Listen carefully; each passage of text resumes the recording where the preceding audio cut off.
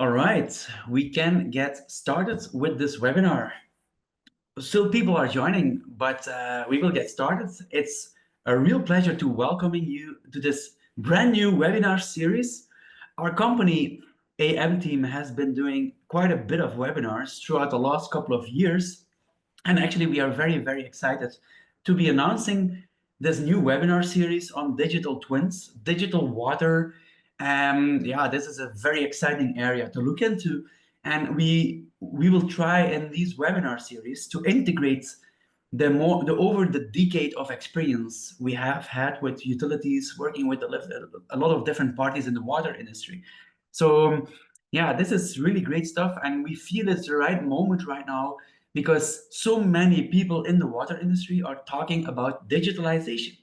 So, and it is very important. So we hope really to give you a very good webinar here. The title of the webinar is Digital Twins at the Water Treatment Sites from Hype to Value. We mean, with water treatment, we mean wastewater treatment and also water treatment for drinking water production. And it also includes reuse, okay? So really it includes the whole treatment of water and wastewater. We have a lot of participants here. I think we have close to 200 subscriptions. Yeah, that tells also that this is a very important topic. All right. The format of today, well, you can tackle such a webinar in many, many different ways. What we try to do is tailor the content and the message of this webinar to the current status of our industry. We have a hypothesis on what people currently need to know or want to know. And that's what we try to really include in this webinar. So this webinar will be about vision. It will be about, okay, what is the direction we are taking with our water industry when it comes to digital? And we will focus on higher level thinking, but also we will, of course, directly couple that to the value, to the business case of digital, because that's what we feel where many water professionals have difficulties with understanding, which is the business case of a digital twin, the business case of digitalization. So this means also we have blended in a couple of examples for you to make it very, very concrete. So we really hope to be able to tell you where we are heading, but in the meantime also simultaneously make it very concrete. There will be interactive polls, there will be live Q&A. If you have questions, please don't hold back. Use the Q&A window. If you hover over the screen, you see a Q&A button. That's what you can use. And we will bring these questions live. Please do not use the chat. And after the webinar, normally within 1 to 2 hours after finishing the webinar, you will receive an email with a questionnaire. It would be really great if you could fill in the questionnaire for us. So this is the outline of today. There's a lot of content. What is digital water? So it's a big term. Many people talk about it. Again, digitalization in many industries. Digitalization in the water industry means digital water. What do we mean with that? Why now? Why is it becoming very important right now, not, let's say, 15 years ago? Then we will zoom in into the core topic, the meat of this webinar, which are digital twins at the treatment sites. And then we will take a look at how they are in practice. How is the value manifesting? And we will end with 3 lessons learned, 3 lessons we learned actually when we started applying and implementing digital twins for utilities. This is the webinar team. We are always working with quite some people towards on one webinar, let's say. So myself, I'm Wim Oudenaert. I have the pleasure of being the host today. I will do a lot of the presentation as well. So I'm a co-founder and CEO at AM Team. And then we also have Pieter Vlasgaard. Pieter is VP Sales and Solutions at AM Team. And Pieter will also do quite a big part of the presentations because he works with so many customers. Then we also have Haroon Khan. So Haroon has helped with setting up the webinar. He's our marketing guy, let's say. He's doing a lot of stuff there in the area and producing a lot of valuable material. We also have Constanza. She worked behind the scenes a lot, and actually many of the customers know her as well. She is solution engineer at the AM Team, and she's actually calling from Argentina today. Haroon is calling in from Pakistan. So we have quite an international group here. Then we have An. An is our marketing coordinator at AM Team. And then we have Usman Rehman. He's my co-founder and the CTO of the company. So Usman will be looking at the Q&A. And of course, he's involved in a lot of the technological projects we do. So yeah, on behalf of the whole team, I really welcome you. And we are very, very excited to this webinar. Well, what is digital water? Let's start with the big question, huh? and then we will zoom in. So let's start with what do we understand with digital water? Well, there's something is happening. Something is in the water. When you look at this curve, for example, this is the use of the phrase digital twin as function of time in literature, okay? You can do these queries on Google Ngram. It's very fun. It's really fun activity to do. So what I did is we searched for digital twin as function of time, and then you see this. Well, you see kind of an exponential curve, and actually this is only until 2022. If you would add the next 3 years until today, probably it's almost a vertical curve. Really, this is something that's happening. It is partially a hype, but partially, of course, there is also a lot of value in it. And with this webinar, we want to address the value.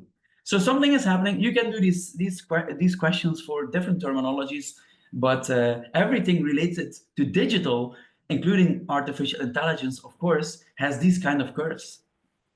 But what makes it different this time? Because plant control, sensors, digital, like converting analog signals to digital is not at all new, right? So what do we understand under digitalization today? What is the difference? Well, we try to illustrate that a little bit with this slide. You have a treatment plant.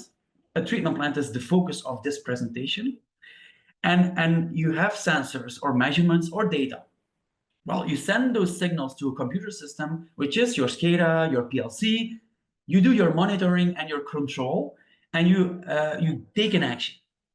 And mostly these measurements are directly related to the variable you want to control. I will give one example. You want to control dissolved oxygen. You will measure dissolved oxygen, and you will directly control the blowers, which affect the dissolved oxygen.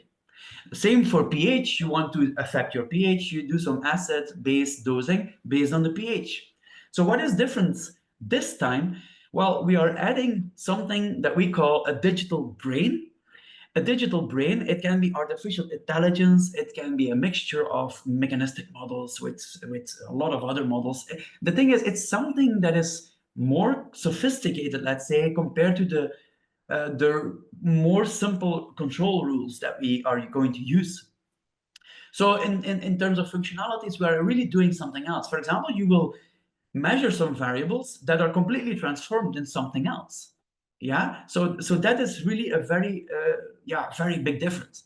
So two core differences we have observed is you are going to predict variables you cannot measure based on what you can measure. That's quite a difference.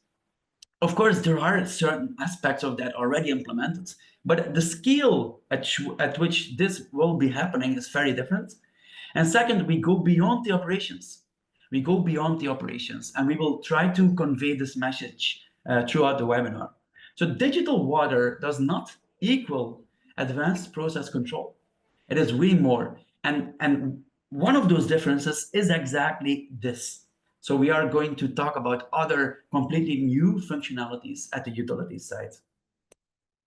All right, let's start with a poll. Will have a couple of polls here. And how mature is your company's digitalization strategy for when it comes to water treatment, wastewater treatment? So you're still exploring. You have started implementing a couple of digital tools that are very new or different.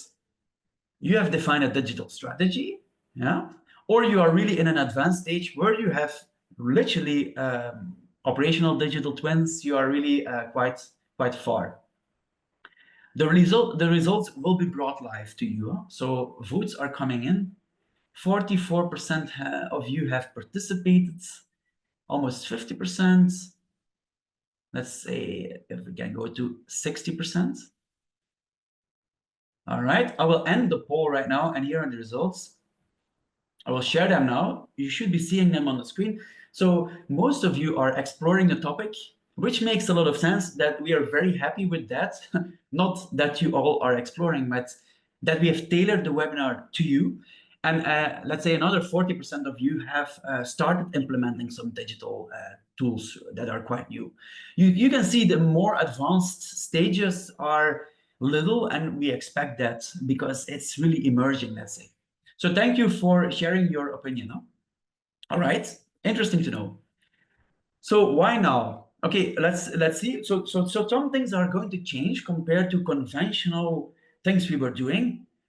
All right, if they are going to change, why now? What exactly makes it a very interesting moment in time?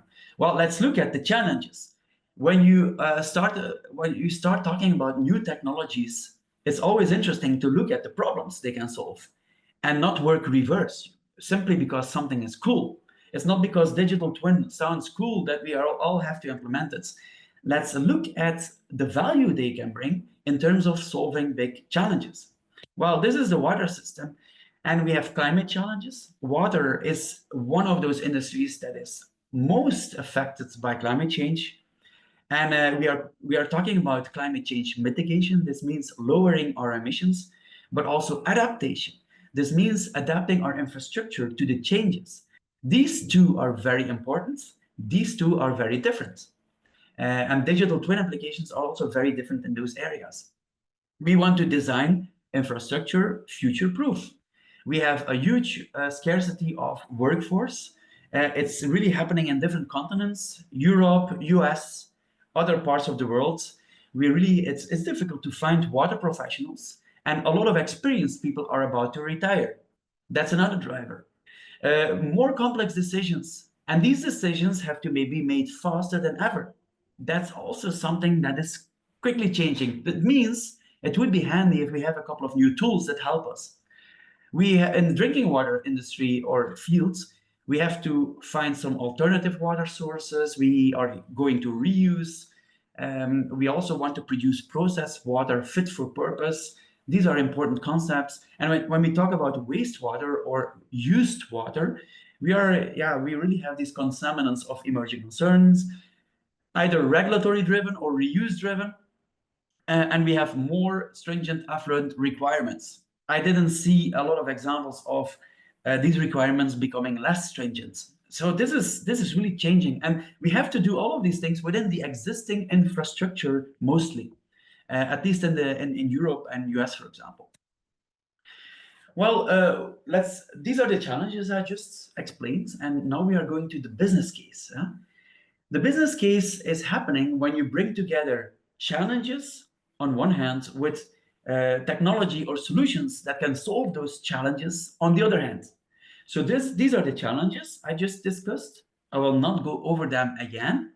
But on the other hand, you have emerging technology.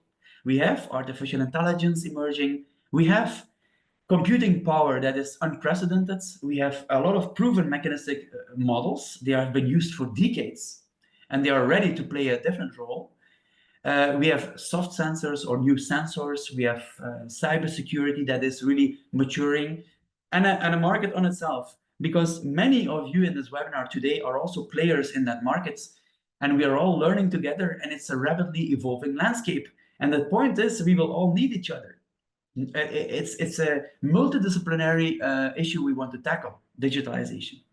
If you couple these two, this gives us five very interesting business case domains. And we just want to put them on one slide because typically we neglect some of them. We don't have a good view on the challenges, we miss out on the technology, and certainly what we do is we miss the complete overview of the business case. In the end, that's most important. So we are talking about smart and proactive operation. This is really a digital twin area, making plants smart to save energy, chemicals, to improve the water quality. This is really the area where everybody typically focuses on when we talk about digital. But this is just one of those five areas. Fast and efficient training, so faster training of people, very important when you look at the people bottleneck. Preparing for change, this means looking into the future. You can see the crystal ball symbol here. This is literally a digital twin or a model as a crystal ball to run long-term simulations. When we talk about the more short-term operational decisions, we we have the item of informed and fast decision making, making decisions better and faster. And then we also have a human dimension, which is very important, which is documentation and communication. Don't underestimate the combination of these five because they really shape the whole business case of digital. And we need this because it is always an effort to have some change, and we need motivation to do that. We are getting motivated if we see the value it can bring. Of course, during the webinar, we will give a couple of examples in these domains. Peter, I will quickly hand it over to you because right now Peter is going to already explain two examples without going too much into detail of the smart and proactive operation. This is the domain what everybody is most familiar with. The other four domains will be tackled later in the webinar, and Peter will be also handling them later. So Peter, the floor is yours for now. Yes, thank you, Wim. So indeed, here we are going to look at the first specific example on how digital twins and digital tools can help you in the operation of your plant. We have two examples. The first one is on wastewater treatment. The second one is on drinking water treatment. So this is an example of a wastewater treatment plant where you actually see in red the current effluent concentrations of ammonia. And you see that at certain moments there are quite some peaks. So there are some ammonia peaks being discharged into the water system. And this is how the plant is currently operated with a standard DO control. If you apply a model-based digital twin with a model-based aeration control, you can actually optimize your dissolved oxygen control in advance. You know in advance what will come in, and the model will make the optimal predictions of your aeration set points. And this way, you can actually reduce your ammonia peaks. So it's optimizing actually, the efficiency of your plant in terms of removal of ammonia, and you can also go further into the details, minimize emissions, minimize energy requirements, etc. But this is a very simple, tangible example of how a model, the digital twin, can control your aeration system and improve your effluent quality. Let's now go to another example. So this is an example from a drinking water treatment plant. Where in one of the processes, which is an UV peroxide process, the client really wanted to have a clear view on the removal of the pharmaceuticals and the micropollutants. So we introduced here the concept of a soft sensor. So measuring micropollutants real time is difficult. We also have a customer with an ozonation plant. Measuring the byproduct bromate, for example, is also very difficult in real time. So actually these models can be implemented to be used as a soft sensor. So you continuously have real-time information about the removal of micropollutants, what you can see on the left side, and the production of byproducts, bromate in this example. This allows you to have a clear view on what is happening in your plant instead of waiting for your lab results, which come sometimes weeks later, and helps you to be more proactive in your operations and in taking decisions. And even then, that model, that's just prediction, soft sensoring. What you can also do with that same model, again, an explanation of a model-based control. So let's go to the next slide. Is we saw an example where the model or the digital twin predicts the optimal aeration set points. In this case, we're looking at an installation where it's a combination of an ozone with a UV step. And in orange, you see the current way of operating. So a certain ozone dose is applied, a certain UV dose is applied. But actually, by optimizing the control with a model-based controller, you could at certain moments dose more ozone and reduce the UV consumption, which led actually to a high energy saving, because UV is very energy intensive. So this way you can actually optimize your operations in terms of effluent quality, efficiency, and emissions with model-based controllers. So these were the first examples specifically on smart and proactive operation.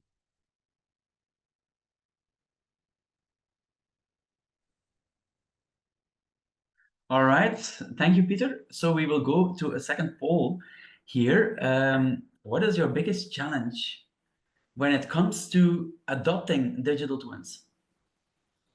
High implementation costs, you have a lack of technical expertise, data issues or integration issues, unclear ROI. So you really you are really doubting the value. It's unclear to you, or you have regulatory or compliance concerns. So it's interesting. The votes are coming in. Interesting developments.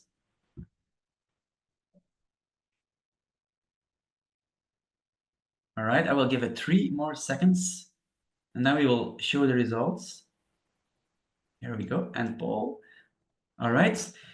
So most of you, that's very interesting. So really the implementation of digital twins is data integration and interoperability issues. So yeah, water utilities or water treatment is complex. We have different plants, we have different systems, very very big differences between countries even. Yeah, that's very interesting to learn. And another area is lack of technical expertise combined with unclear return on investment. And yeah, certainly the unclear return on investment needs to be taken away, because yeah, you cannot, it's very hard to overcome the other barriers if you don't have a clear value in mind. So thank you very much for sharing. All right, I also see actually, by the way, that we have a lot of digital note takers joining the webinar. This is really a new development and it's great to see, yeah? But yeah, it's good for the numbers as well. We have a lot of participants that way. All right. So let's look at digital twins at the treatment sites. So now we will zoom in a little bit on the digital twins themselves. So we looked at digital water, what are the potential business cases. Peter showed a couple of examples already at the operation. And now we will look at the digital twins, which are parts of digital water, right? They are not the same. They are part of the developments in that area. Let's start with some history, a history lesson. And I think not many of you will be familiar with the concept that is on this slide, but I think some of you will be familiar with it, and some of you will know the names that are on the slides. But it's very fascinating, because the first hybrid digital twin, this means a combination of a real-time model with a plant, with even a data-driven component in it, yeah, which is called AI today, was published or developed in 1986. This is my birth year, so it's equally old than me. So that's, yeah, I find it also very fascinating. When I was born, this digital twin was born, and it was developed by Gilles Patry. So he was a professor at McMaster University. Also, Dr. Imre Takacs was working in his group back then. He is actually now co-founder of Sumo software, and Daniel Nolasco, he's a very well-known person in South America, for example. He's a very well-known water professional, also very involved in IWA. He was doing a master thesis back then. And this combination of people was actually led to first publication or first master thesis on digital twins in wastewater. Very fascinating. We are talking about almost 40 years ago. Yeah, 35, 40 years ago. And today we are all debating about the implementation of digital twins. Yeah, so it's very fascinating how many decades you need in order to have certain things work. This is, by the way, a very interesting paper that came from that research. One of the most cited things, so the Takacs model for settling, is very well known. Here are some interesting components. There is a human with a computer interaction. So the operator can see some new stuff on a screen and can decide to change the controls. or there is a simulation model. So in that time, GPSX, the first one, and actually Dr. Gilles Patry founded that company, Hydromantis. And then we have automatic calibration of this model, auto calibration. And then we have what is called an expert system, ES, which would today be called AI. So it's a set of data-driven heuristic rules. It's just crazy when you look at this. It's 35, 40 years ago. I think it's very interesting to have this perspective, because now actually these things are getting to the practice. Yeah, very interesting to see. I don't have any more records earlier, and I got this information from Daniel Nolasco. So thanks, Daniel, for this information. So let's go back to today then. I already discussed those two in the previous slides. Data-driven, mechanistic models. Well, these are the big families of models. In today's hype of artificial intelligence, machine learning, we would actually forget that we still have some other models at our disposal. And this is yeah, because everybody talks about AI, and people not familiar with modeling in general will of course only hear that story. But it is important to highlight two families that are fundamentally different. We have on one hand mechanistic models, and on the other hand we have data-driven models. We often call mechanistic models science-driven or knowledge-driven, if you like. They are based on known laws of physics, chemistry, and biology. Good examples are the activated sludge models, chemical oxidation models, physics models, hydraulic models, hydrodynamic models like CFD. And on the other hand, these models, the data-driven ones, are based on often huge amounts of data. So they learn from the data. They don't have prior knowledge, unlike the mechanistic models, but they learn from a lot of data. It includes statistical models that have been developed decades ago as well. It includes machine learning, AI, and all of these things. And in between, we have the interesting combination of hybrid models. And the example you have seen from 40 years ago was actually a hybrid model. Very fascinating. So both families, it's very good to know that both exist. Both have very different strengths and weaknesses. We will come back to that later. And by knowing this, we can really put them to use way more effectively. Yeah. Some digital twin application domains. For example, yeah, we look at in this webinar at the treatments, but of course you can do asset management, you can do network modeling. For example, one of the most mature digital water areas right now is drinking water networks, leak detection. Yeah, you measure a huge amount of water pressures, flow rates, etc., etc. You give them to a data-driven model, an AI model, machine learning, and it will really predict valuable information. Asset management is another one. For example, measuring the pump vibration gives you a huge amount of reliable data, and you do pattern recognition from that to predict when a pump will be aging or will be failing proactively. Yeah, very good examples of those models. At the treatment sites, we have been designing these plants with mechanistic models for decades. They're older than me, these models, but not today. They also get a destiny as digital twin models, and also data-driven models have their applications at the treatment sites. So let's also not confuse all of these domains, very different domains, very different applications of models. And we can play on these strengths and weaknesses of the models, these two families, when we look at those areas. Let's take us back to the treatment right now, to the fundamental goals of treatment, because the fundamental goals in the end will drive why we would implement a digital twin at the treatment sites. So conceptually, reuse, drinking water, wastewater, they're all the same. You have a treatment facility, you have something coming in, that's called the influent. It comes in with a certain quantity and a quality. And in wastewater, this quantity and quality is way more variable compared to drinking water. But with climate change, also in drinking water, it is becoming more dynamic. And then we have something going out with desired quality and quantity, which is called the effluent. So this is the fundamental goal of the treatments. When treatment plants were first designed, this was the fundamental goal, to protect the environment or to produce water with a certain quality.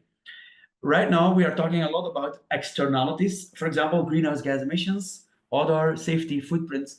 So doing that, unfortunately, has some unwanted consequences. And then, of course, unfortunately, such a plant doesn't run automatically. You have to put something in, which is called resources, energy, chemicals, time, pilot testing, capex, opex, money. This is fundamentally what we look at. So in the end, when you look at functionally a digital twin, what you want to optimize is the 3E equation. You want to maximize the effluent quality, you want to maximize the plant efficiency, and you want to minimize the process emissions. Process emissions is very recent. It's only emerging since the last couple of years, and it's going to emerge further. So this is what we call the 3 E's of the treatment sites: emissions, effluent, and efficiency. Actually, you have a couple of new dimensions as well. It's not only process-wise, because these are the 3 E's. That's what you can see here. But on the other hand, we have also the human dimension: people bottlenecks, training, hiring. And this means that these tools or digital twins can be used to also educate ourselves faster. So training is very important, and also enable people. So this means giving operators, technologists, managers new tools based on which they can really do better jobs. So this is really enablement. So this is what we call the 5E concept: the 3 E's of the treatment side, the 2 E's of the people side. Okay, where it makes it easy to remember. We will come back to them in the examples, of course. Well, let's look at the application stages. When you strictly look at the definition of a digital twin, it is at the operational stage. You have an existing plant, and you do a real-time coupling of a model, this digital brain of any form, with your real plant. This is a digital twin. You have the real asset, you have the digital asset, they are coupled, and they are inter-exchanging. This is also according to the definition, for example, of SWAN, the Smart Water Networks Forum, yeah, where you have this coupling established. And it is true, because everything else is a model. Maybe a digital twin is really this new thing here. However, what we want to highlight in this webinar is that the building of a digital twin actually can start, and the value of it, earlier, way earlier. It can start in planning, where you use models to do virtual piloting, to do virtual screening of technologies, where to make better decisions, for example. You can use models or recycle them even to the design stage, where you use models to build the next level assets that are performing way better. For example, you are integrating minimal greenhouse gas emissions in the design stage already, while in the past you were looking at footprints, effluent quality, and efficiency only. Yeah. And then ultimately you can recycle it back to the operational stage.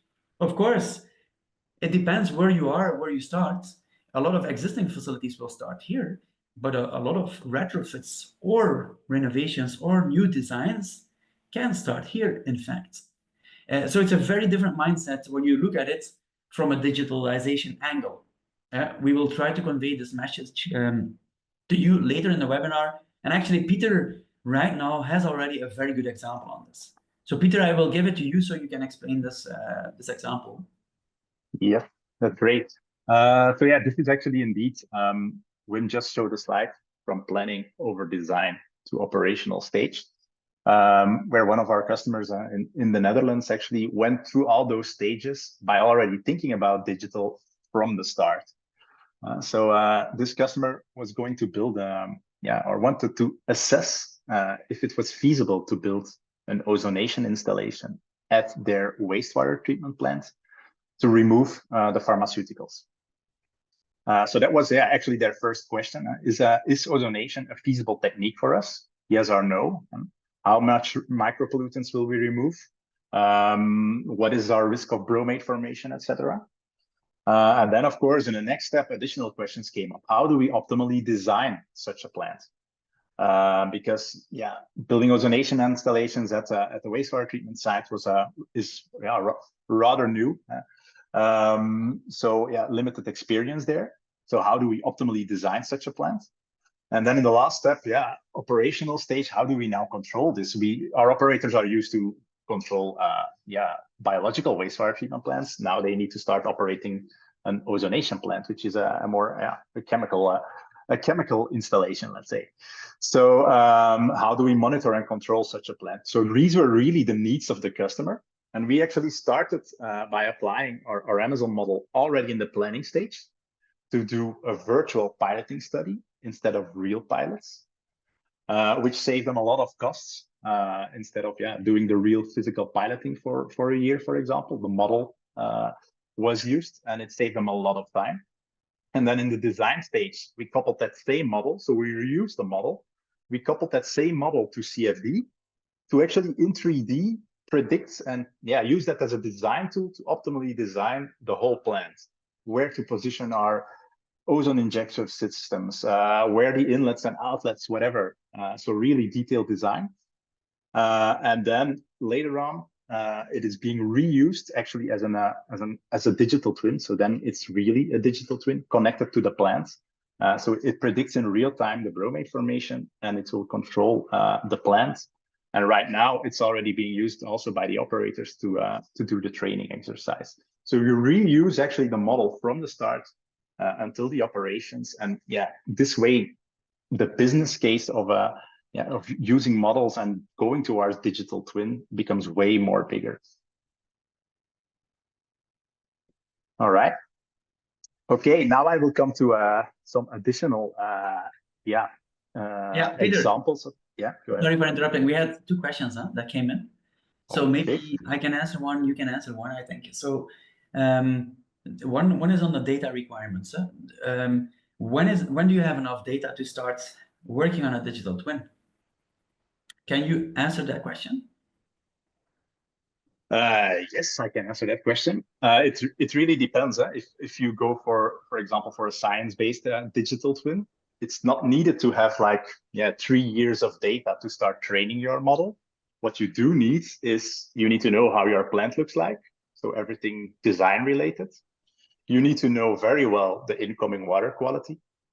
And you need to know everything related to the operational conditions of that plant. So in that way, you can set up a digital twin rather fast. And of course, when you get and collect more data, you can calibrate and fine tune along the way. If you go for more the data-driven approach, then you need more training data to really train your model. But it depends on the application a lot. Mm-hmm. Okay. All right. Thank you. So a second question is, what is the best approach?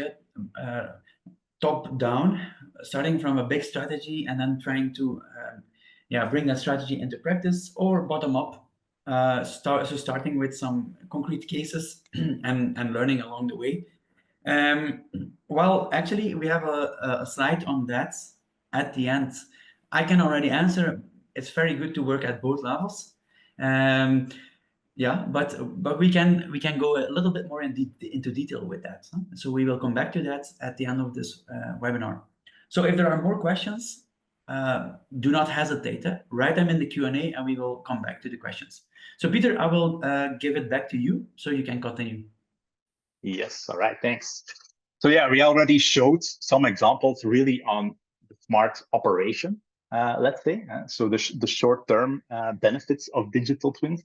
But now we will dive a little bit more with some specific examples in the other 4 domains of value items from digital twins. The first one is informed and fast decision making. So the one we already tackled, the smart and proactive operation, is really focused on short term and the operator actually. So the day-to-day operation of a plant. But once you have this digital twin in place, more value items can be attached. So the informed and fast decision making, for example, is maybe for process technologists, process engineers, other people that are looking a little bit more from a distance, but also need to take certain decisions.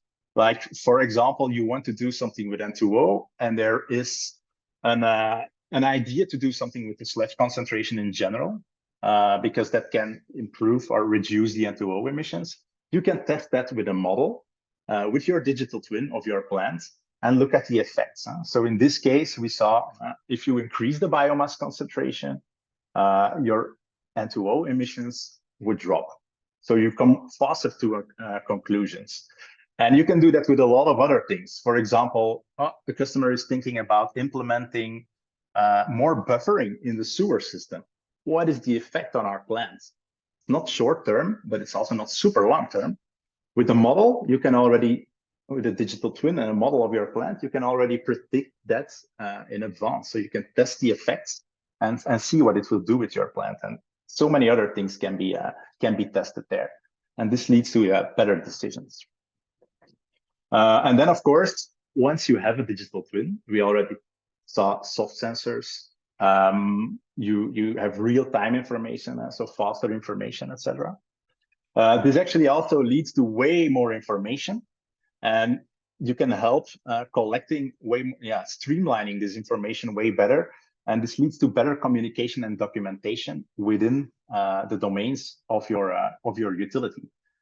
So you can make tailor-made dashboards, not only for the operator, but also for managers, for the process engineers, people zooming out more. For maintenance, it depends on so many factors, but you can see real-time data live, for example, on CO2 footprint. And that's what we will see in the next slide. So you can do whatever you want, but this is an example of a dashboard with real-time information on the CO2 footprint of a certain installation. So yeah, when the sun shines, he's using a lot of solar panels, so the CO2 footprint drops a lot there. So yeah, all this information gives you a very clear view on CO2 footprint and whatever you want to visualize. So this leads to way better documentation and communication in general. And then this is what Wim already called as the crystal ball, and so looking into the future. So this is more long-term even. So here you see an example of a customer that in the future now has some availability of quite warm influence. And so there is heat available to warm up the influence. But they know that in a couple of years, this heat will disappear.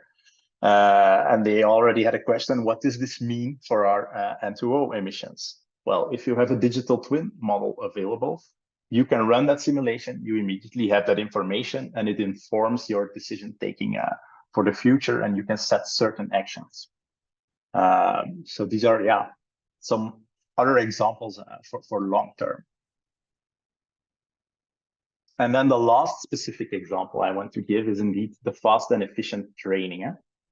I already told you that for this ozonation plants, for example, it's something new for these operators. So they can, in a virtual environment, already start playing with this plant. What happens if we turn on this button, if we increase the ozone dose? What happens if we have a higher ammonia concentration coming in, for example? What does that mean for bromates? And that's what you can see here. So you see when there is an ammonium shoot out, so you have too much ammonia coming in, actually you see it's beneficial for your bromate formation.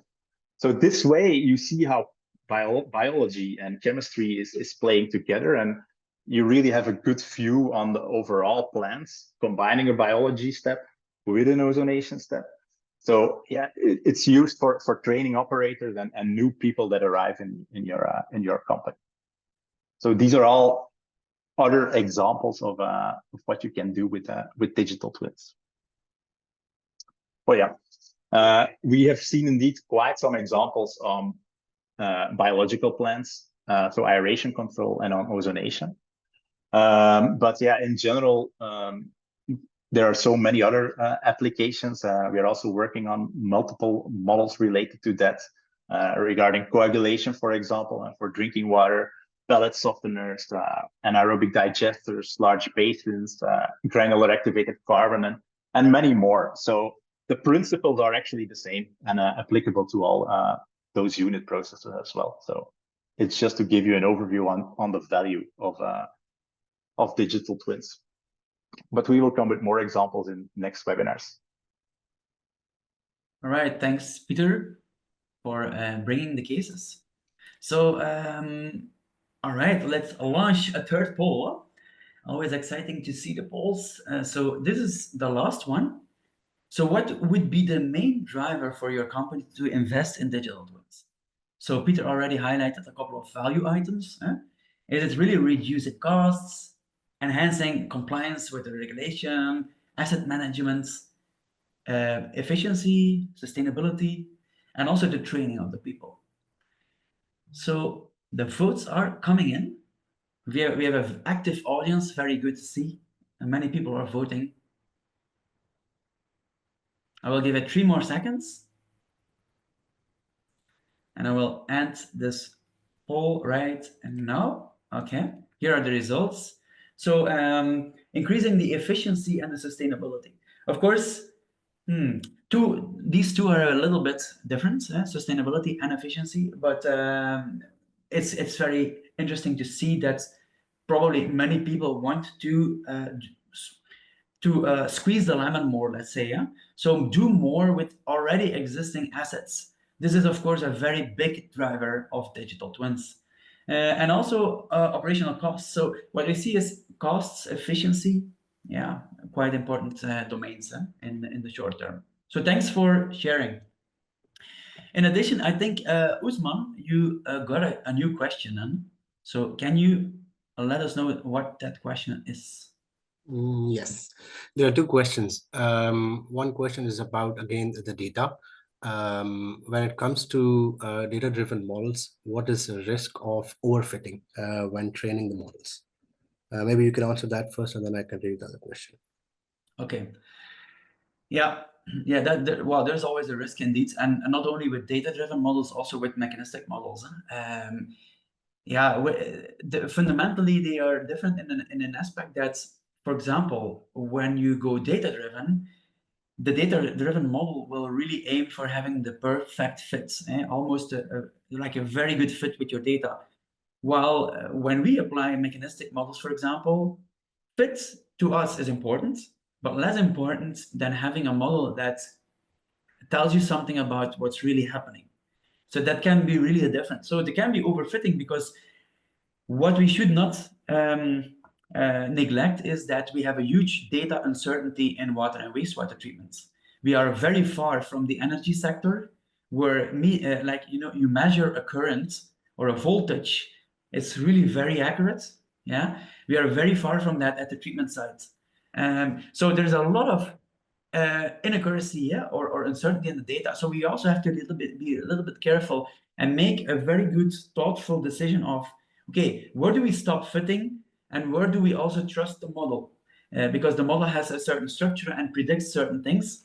Having a perfect fit probably should not be the goal of the digital twin. The goal of the digital twin should be to solve your questions. And if you overfit, you risk, of course, that you will end up with a model that looks nice. You have a very good fit, but in fact, it's very unreliable to run some scenarios with, for example. And this is all to be taken care of. So, yeah, this is maybe a general message to utilities that do not be blinded by the perfect fits, because this is really not telling everything, of course. Yeah. Yeah, maybe I can take another question, because there are a couple of questions which are very similar. So I will just combine them into one. So how do you think the digital twins can be used to reduce the dependence on the sensors? Because generally, in the water sector, you have sensors which are actually, and actually it relates to your remark already, that how the lack of certain instrumentation and lack of certain quality, how does the digital twins can fill that gap? And how can we reduce maybe the dependence on the hardware, which might not be giving us already a good quality of data, for example? Yeah. Yeah, good question. Good question. Well, if you remember that first figure I showed on this digital brain with the title, what has actually changed compared to the past? Well, what has changed is that the role of sensors are changing from feeding a control system, a monitoring system, to feeding a model. It's a very fundamentally different goal, because if you look at that, probably, yeah, we believe, and we have shown it a couple of times, if you do a smart implementation of digital twins, you do not always need more sensors or more data. And in certain cases, you will be able to reduce these sensors or data, because if you do a very strategic selection in view of a digital twin application, you might go for the right selection of data. And Yes, it's again very different compared to conventional approaches. So there's some saving potential. Probably it doesn't make a very good business case for digital twins when you need like double the sensors than we have now to make them work. I think it's up to us or other companies or other people that are working in that area to find ways how to reduce the data needs in the longer term. That makes a real business case. Because yeah, again, sensor maintenance is a big hassle.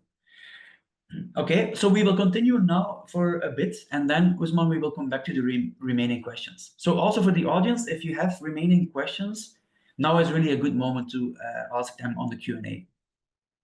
Okay, so let's continue. We will now show 3 lessons learned, or let's say 3 take-home messages from this webinar. The lesson number 1 is we hope we could convey a little bit the message that there are different types of models and we can benefit from all of them. A great digital twin relies on a toolbox. What we sometimes see happening is that we are sometimes blinded by the man with the hammer syndrome.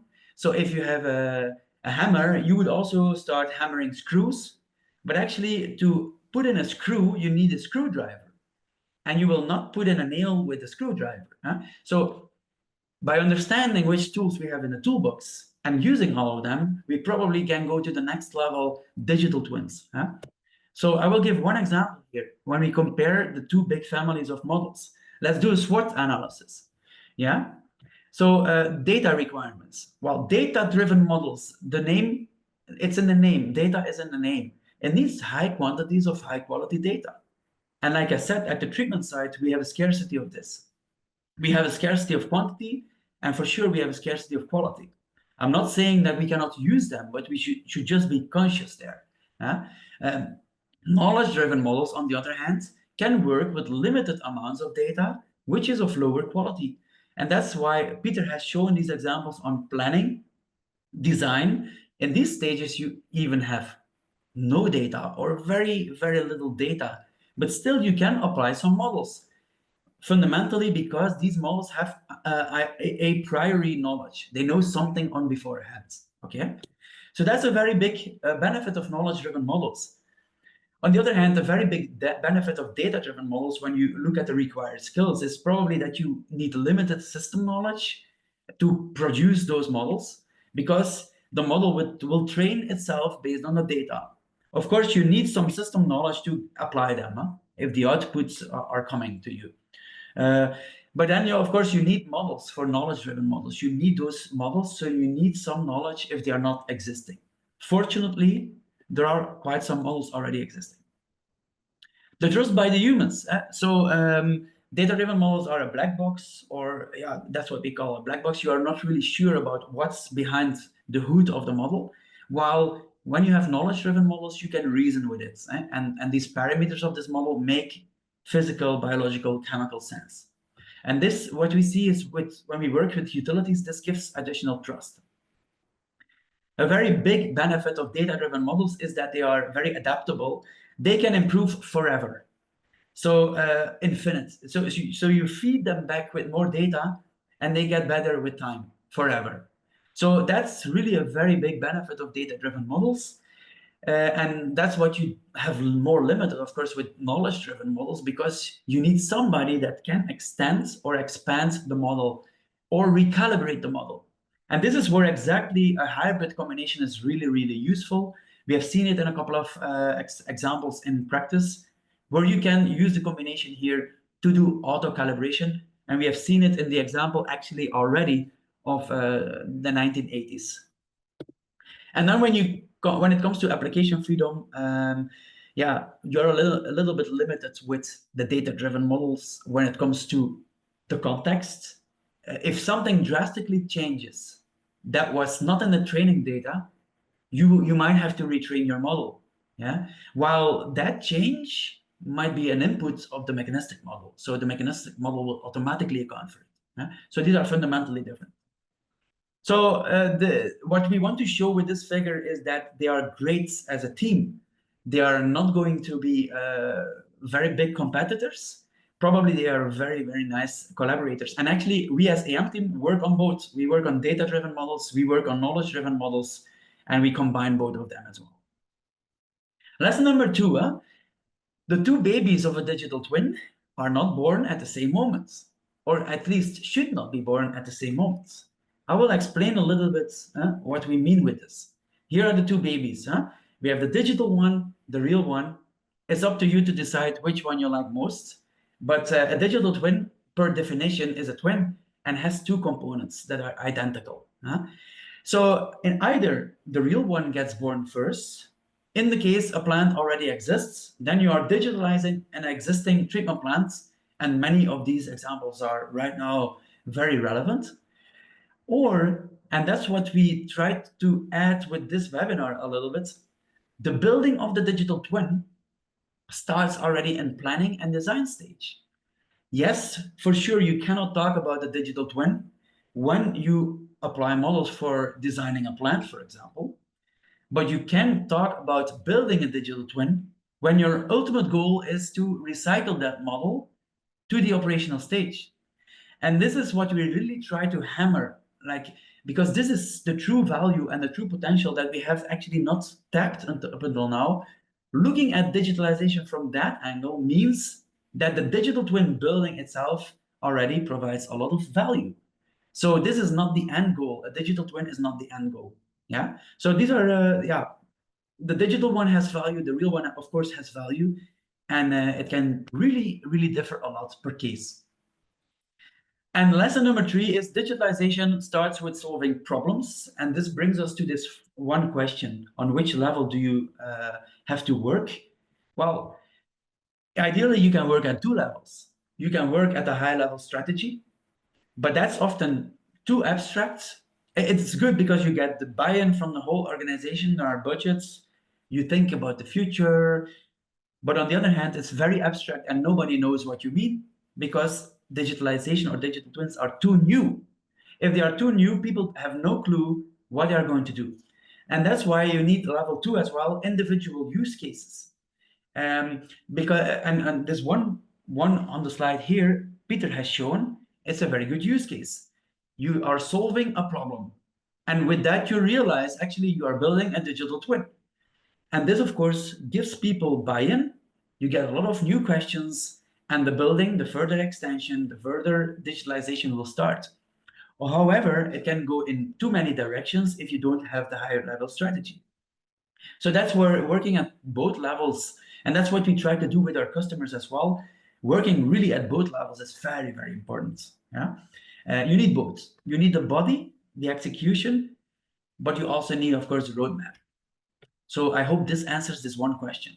All right.